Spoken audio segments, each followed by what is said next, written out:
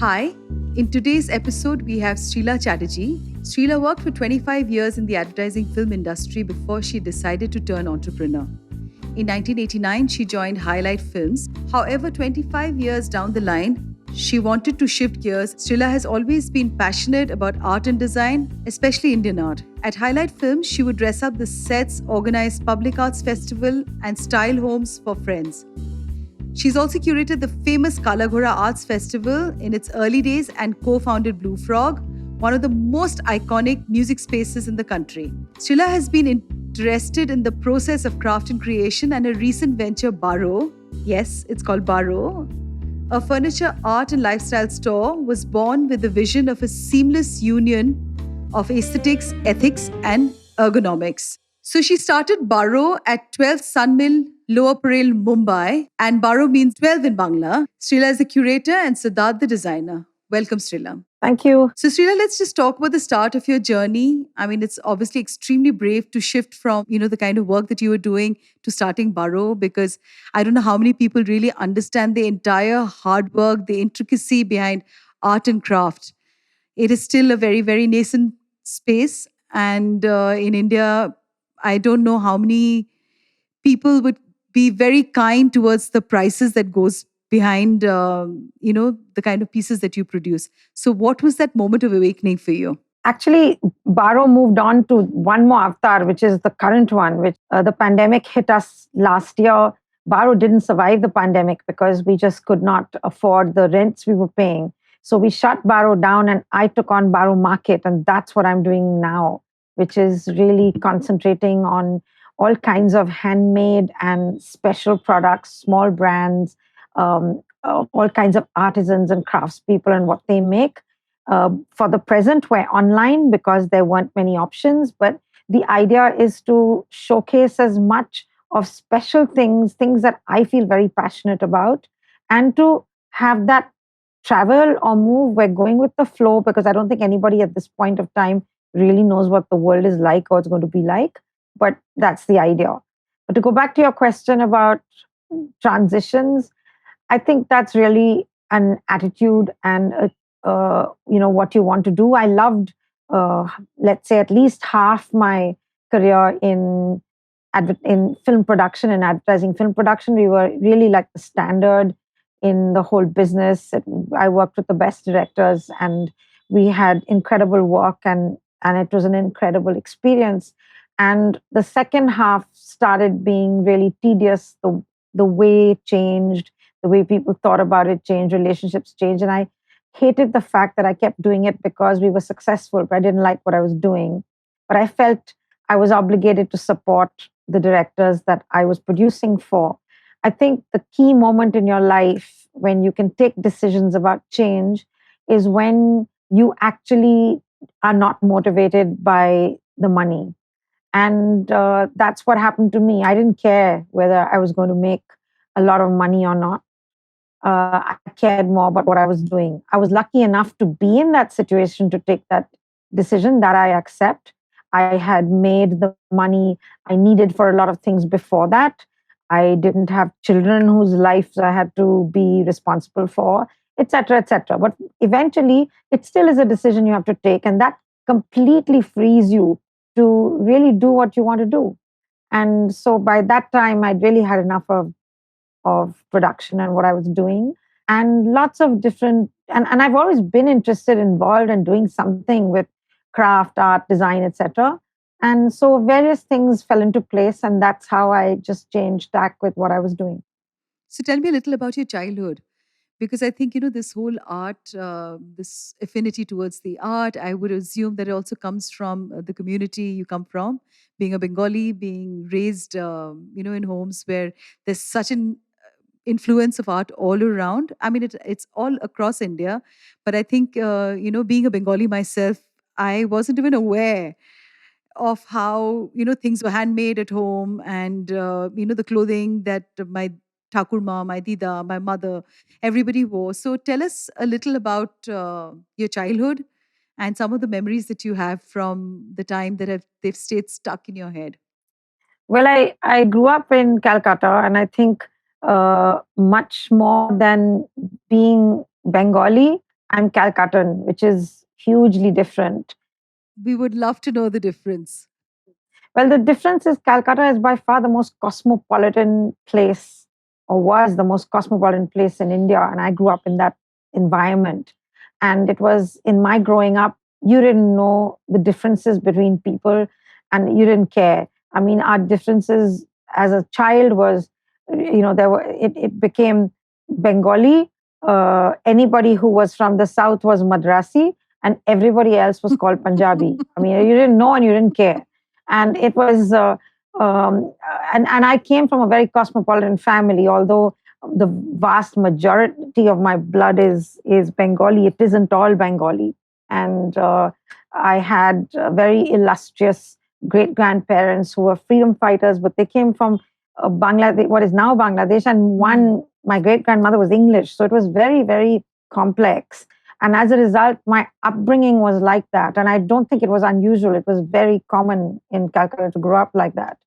And I think that there were very different values we grew up with from people I see who are around me, contemporaries in Bombay or even children now.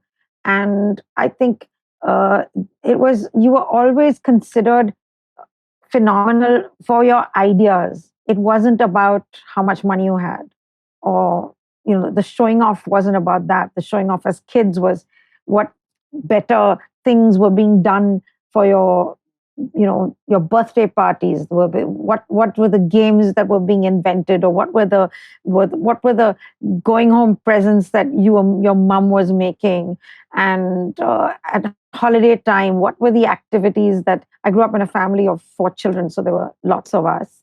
And I don't think I had a particular emphasis on art, but yes, there is art everywhere.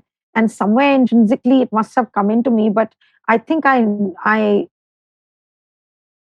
so I grew up in Calcutta, and it was very different, I think, from growing up anywhere else, which I discovered over the years.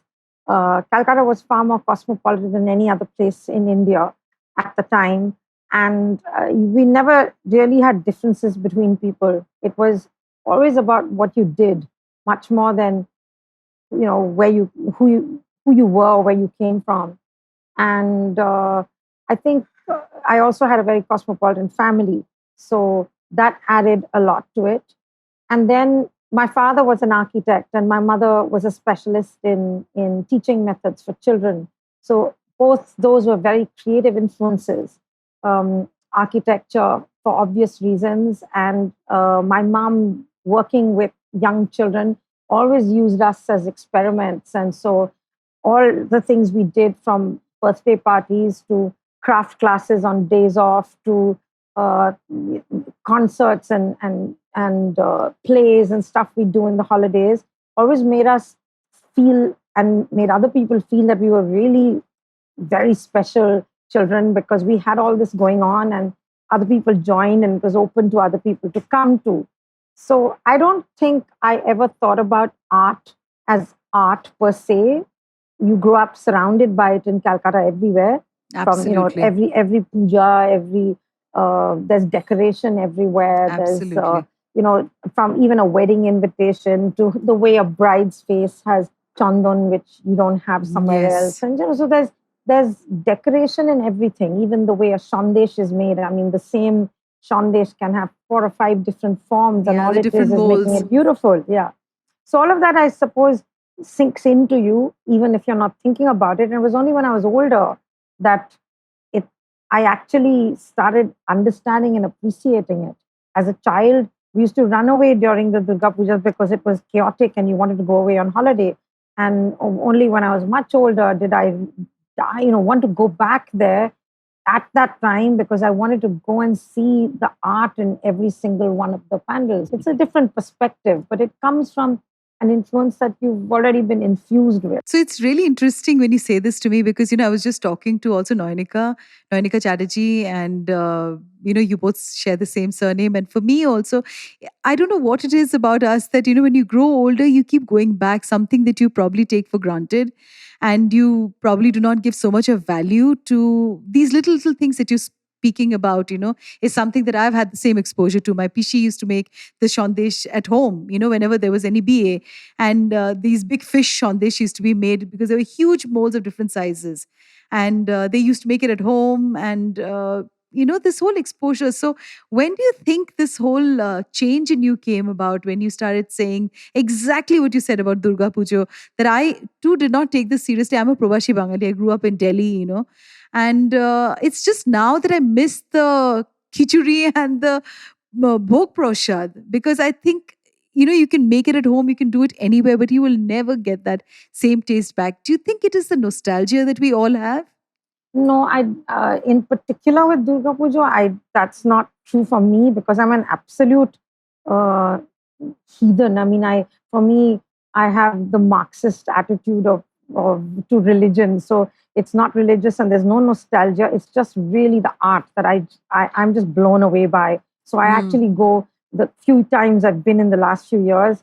I've had really good friends who are guides, and we've been at either 5 o'clock in the morning or at midnight. So when there are no people. So I'm really interested in the artistic nature of it. I Yeah, find the absolutely. the pujo part of it just crazy. It's too much. I can't bear it, and I think over time it's becoming more and more of an absolute mala because it's like a brand takeover. So that's a different matter altogether. But what I love going to Calcutta for now is having gotten involved in BARO and now BARO Market. I have met and now know so many incredible small designers and artisans and craftspeople. And I love what's going on there. I mean, it's a city that for many people is they think it's a dead or dying city because there's no industry there. But I love the fact that it's alive with small and local entrepreneurship, and Me I too. am very very appreciative and envious of a completely different kind of an ambition, and that ambition is to do with quality of life, which we don't have when we get into the more conventional rat race of a commercial world. And all these young people and other people in Calcutta that I work with now are very clear that they work on their terms and they work so that their lifestyle is supported and it's not their lifestyle to work. So there's much less greed, which you can also translate as less ambition. But I prefer to think of it as a completely different ambition, an ambition to really grow and learn and enjoy what you're doing. And I love seeing that. I don't know whether I could do that my entire life. I haven't experimented and I'm not sure, but I really love being a part of it when I'm there and seeing it. And it's a completely different introduction to another part of the world and the city there that I didn't have as a child. So in Baro, do you only have Bengali art, or it's from all No, not across? at all. Even though, what you actually are talking about Baro Market and not Baro because Baro as the store shut down. But I've worked with several folk and traditional artists for many years because I loved it and just when I was working with people doing homes that I work on interiors, etc. I'd use a lot of this art. So I knew these artists and I was introduced to them by a lady called Anu Sorabji, who's phenomenal in what she's done for them, and therefore I was spoken for. So that's a big thing. There's a big trust thing. So when in Baro Market, I wanted to actually bring this all together, they never questioned the fact that I asked for things that we were keeping on consignment. We talked about orders. I talked about changes in some of the traditional ways of doing things.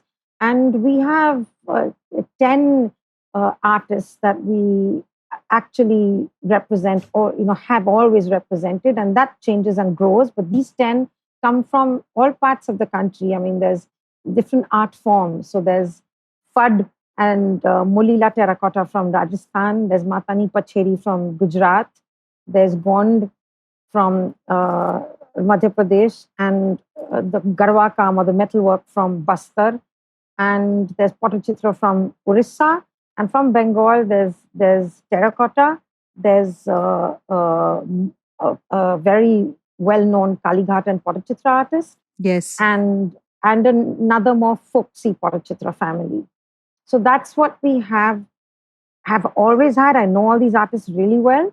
And we're working with a lot of, we're in the process of getting some other forms and other artists on board who we don't know well, but are getting involved with. So what is the response like? I mean, are you looking at only Indian customers and but Baro market, I'm sure. What has been the response? Have you found more people from the international markets seeking the products, or has it been a very, very, similar sort of an experience also in India? Well, we're a very new organization. We're about 8 months old, Okay. and we had a plan in how we wanted to do this. So we didn't come loaded with funds, which means that we're going slowly and organically, Okay. not with a huge burst of funds that are taking you out to everywhere. What is the big thing about online shops? People have to know about you. So it's growing slowly, and obviously, therefore, it's started from the community we already had, which is largely local to not just Bombay, but all over India. So our concentration or what we want is to really grow that. We work. We've had a lot of clients and customers from overseas as well, but they're mainly Indian. Indians who live abroad. Yes, we have a lot of foreigners that are also non-Indians who are also interested in what we do. Most of them are people who have either lived in India or are in India because that's how they know about us, but that's how it spreads. Also, we're not yet a website yet or a marketing place yet that is able to, for all kinds of complicated reasons, sell directly overseas. So when somebody overseas is interested in something, they get in touch with us and we have to get a separate courier quote. So those are reasons why it isn't as widespread internationally as we'd like, but we're concentrating on first growing to what we'd like to be in India. What is the whole idea that you have about when you say growing in India? Is there a certain market that you have, or is a store that you think that you would want to be like? No, there's no other store we want to be like. I just want to be like Baro Market, which Okay. is it's honest and authentic. We work with real design, art, and craft of people who are all either making it themselves or working in collaboration with people who make it themselves. I'm very clear that prices have to be sensible. So some things might be expensive, but there's a reason why they're expensive. It's not because you want to make a lot of profit. We look for new things. We try to have things that are not easily available everywhere. Um, and what we like very much is to have opportunities as much as possible to get into what is really the difference, which is, people being able to touch and feel, because that's the great experience. I think our hallmark is that every single thing has a story, and that story is what you need to engage with, and that's what makes it so important and what you get passionate about. And it's greatest when that story becomes part of your own story. Absolutely. That's how we operate, and it's been a very collaborative. You learn every day. You're growing all the time. There are many ideas we have. We started in the worst part of human history. Yes, So the fact absolutely. that we've been able to go through this and still have people come on board, and it's a hard time to actually feel that you want to sell something to somebody when so many people are dying, have so much hardship. It's so terrible. So it feels a bit strange to say buy something. But we've tried to say that, at this time, buy things that make sense for other people and you're spreading Absolutely. good. So last month we had the most fantastic, uplifting experience because we actually highlighted 10 these 10 artists I told you about, 8 of whom are masters in their particular art form. And what we wanted to do was to raise funds for them because they are going through hell at this time. What we did was we selected works from each one of them and we made it into like a Chitraka relief sale. And anybody who bought something paid directly to the artist. So they knew that they were supporting the artist, that there was absolutely no deductions on commission, on anything. And it was a really, really great success in terms of just how many people responded, how much was sold. And then we went on to sell over and above the relief sale just in art that people saw and loved. So that was a really heartening experience, and it was such a great push for all of us at the team at Baro Market, because it was suddenly really a reason to do something and put your full energy into. What are the kind of furniture that you like, or art, something that you really, really like?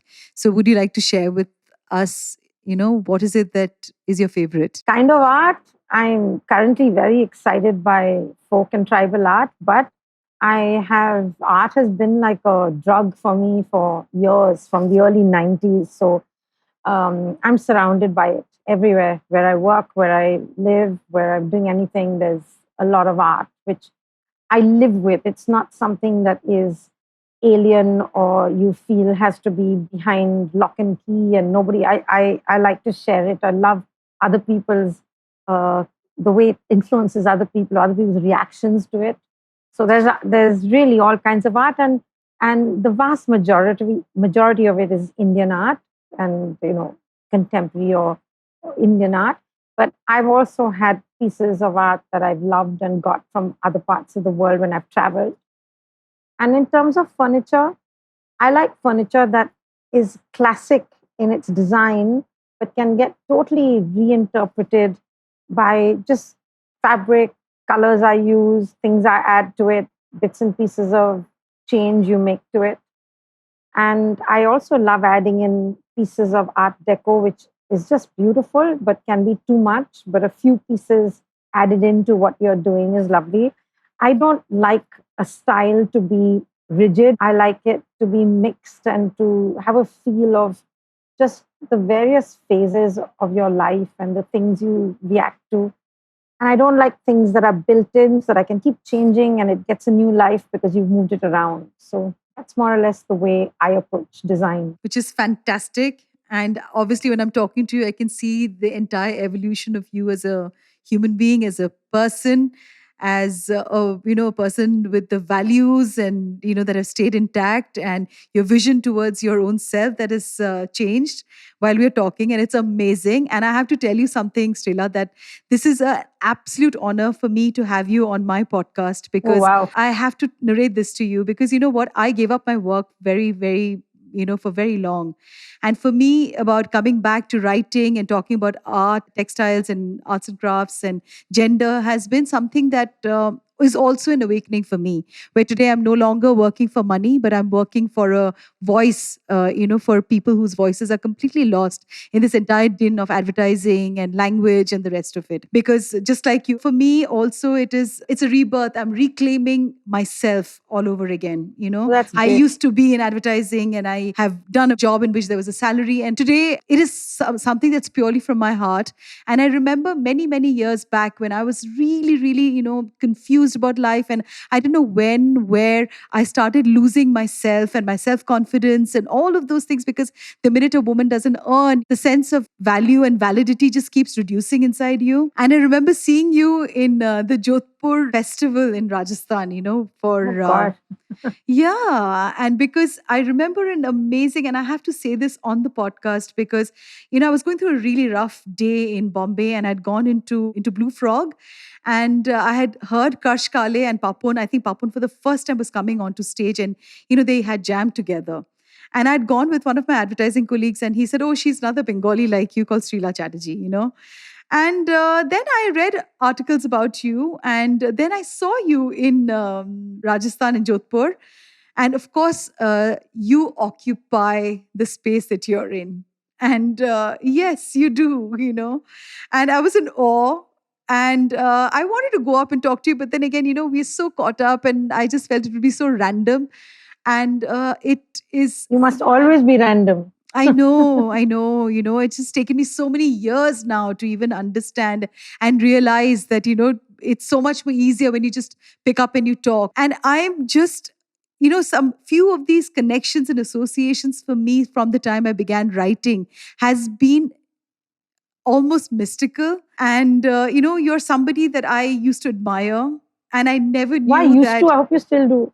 I still do, yes. But there was this. I had a exalted position of you in my heart and in my self, and I never thought that we would connect and we would be on this podcast together.